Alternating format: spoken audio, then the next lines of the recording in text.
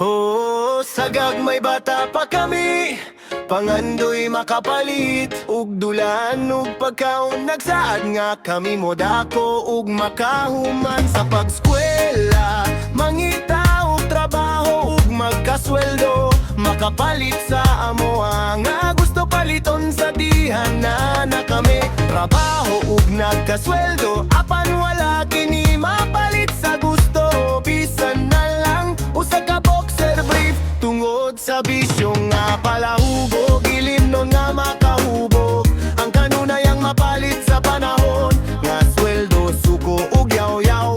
Si mama kay dili na makauna-una ug padala tungod sa bisyo nga ilimnon makahubog. Sige balibad padala ni mama kay wala na siya sobra sa sweldo. Tungod sa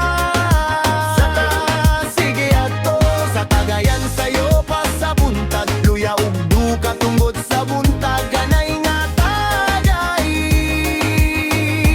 sa barkada nasa ni mama sa bisyon lang po, salig ni mama apan pakyasban mangutang sa mo para padala kuno ni mama, pero sa ilim nun nga makahubog ang unang kanunay bisyo nga ilim nun makahubog, walay maayo ang resulta kadawat ug sakit sa lawas ang madawat mama ang dalaga nanong tabang.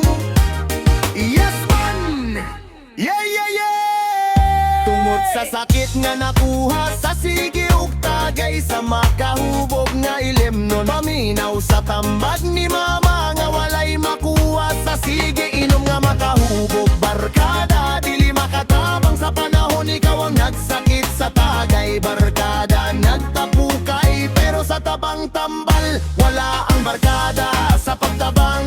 Tambag ni mama ang kaayuhan para sa imuha kung sige inom sa makahubog, igit-igit ang maangkon. Yeah! Sige balibad padala ni mama kay wala na siya sobra sa sweldo. Tungod sa sige ato sa Cagayan sayo pa sa buntag, luya ug duka tungod sa buntag ganay nga tapay